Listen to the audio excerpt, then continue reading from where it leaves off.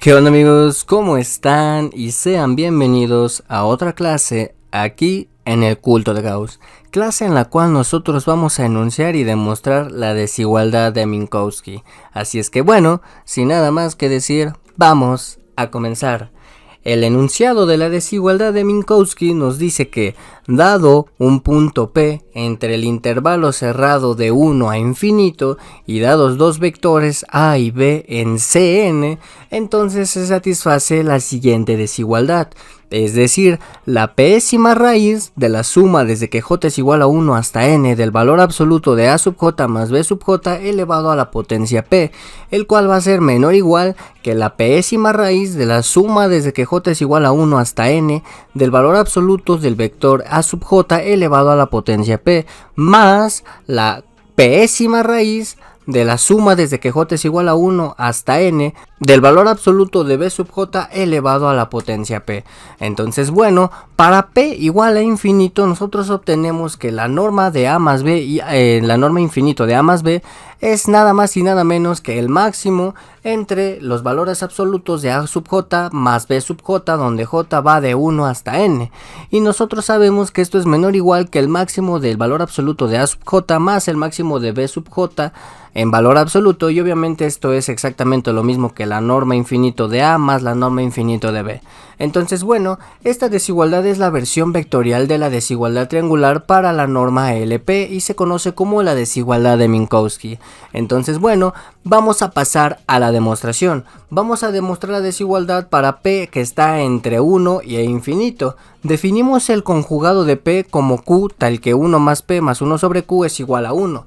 Esto obviamente se ocupa por Hölder, que es básicamente la desigualdad que vamos a ocupar en este caso, y obviamente la demostramos en la clase anterior. Entonces bueno, aquí nos podemos dar cuenta que podemos despejar q, de tal manera que podemos definir q como p dividido entre p menos 1. Esta definición de q nos va a ser de utilidad más adelante.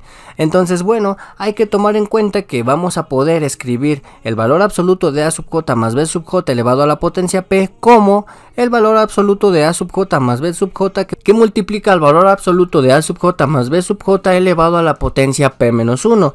Eso pues básicamente nos podemos dar cuenta que esta parte de la derecha obviamente es igual a la parte de la izquierda.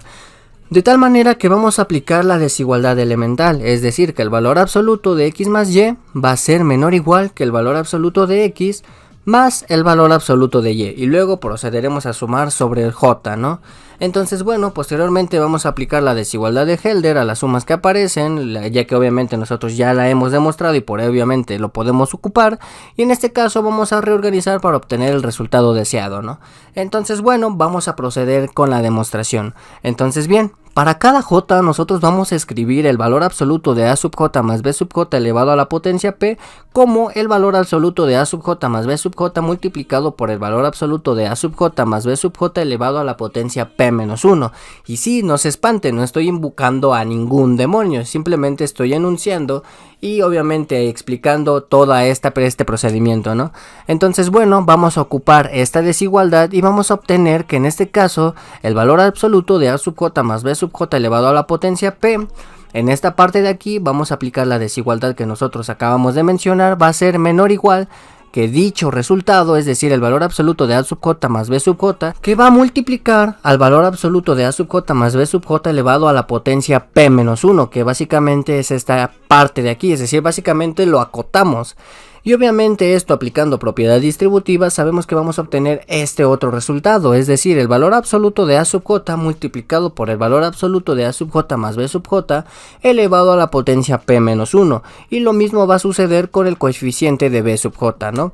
Entonces bueno, a partir de este punto vamos a sumar sobre j igual a 1 hasta n, es decir, vamos a aplicar la suma en este lado de aquí y vamos a aplicar la suma en este otro lado de acá. Básicamente vamos a llegar a un resultado como este, pues para evitar problemas de que confusión, pues ya no lo voy a leer absolutamente todo, porque sí es mucho A sub j, B sub j, valor absoluto.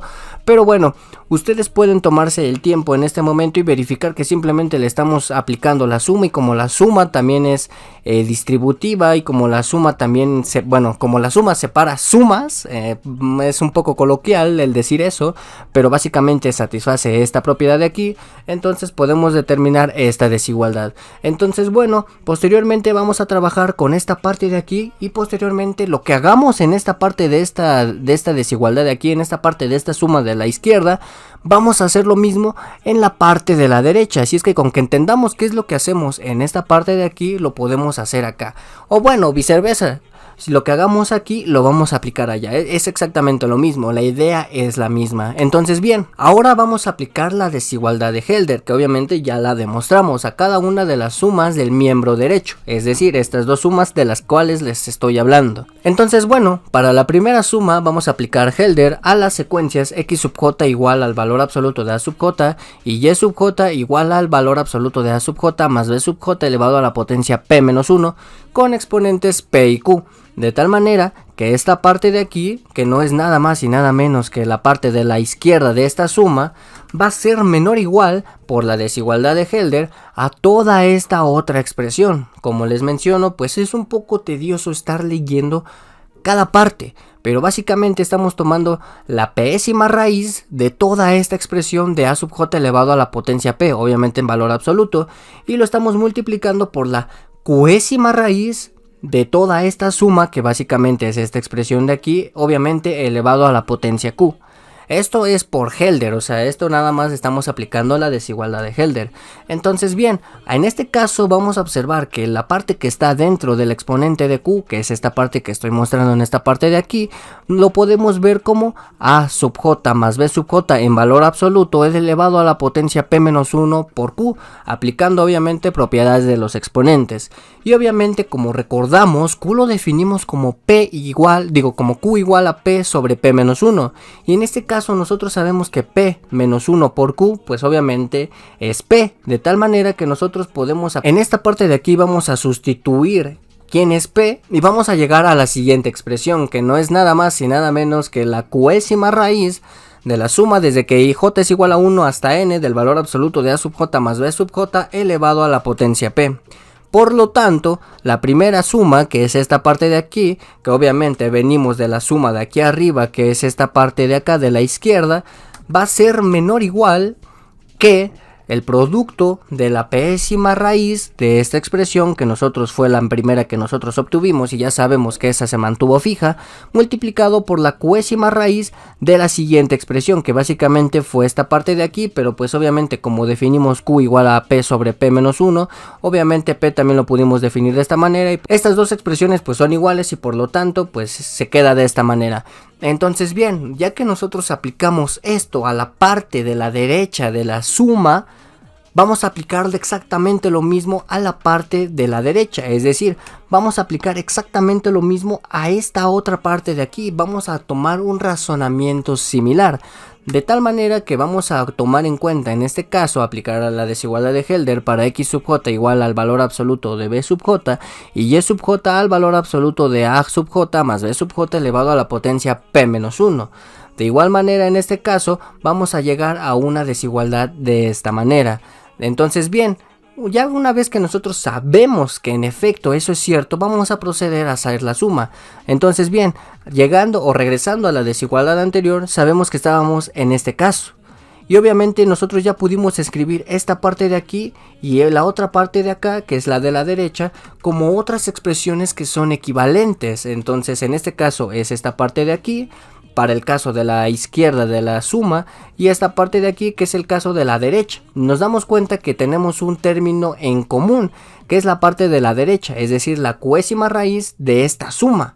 Entonces bien, nosotros podemos aplicar la desigualdad de este lado como el producto de la pésima raíz de esta suma más la pésima raíz de esta otra suma, que va a estar multiplicado por el coeficiente en común que tienen, que es esta otra suma, es decir, la cuésima raíz de esta expresión, de esta suma elevado a la potencia p. Hasta aquí pues obviamente todo está bien, ¿no? Ya definimos el por qué se está tomando esta desigualdad, esta cota, y el por qué todavía llegamos todo a este procedimiento, ¿no?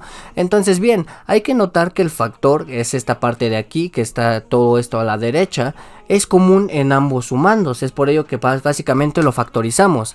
Entonces bien, si nosotros llamamos S a toda esa expresión, la desigualdad anterior se va a escribir de la siguiente manera. Esto va a ser S menor o igual, esto por Helder, nosotros ya sabemos que también esto es la norma P del vector A, esto es la norma P del vector B, entonces simplemente nos va a quedar la norma P de A más la norma P de B por el producto de S, que va a estar multiplicado por P-1, ¿estamos de acuerdo?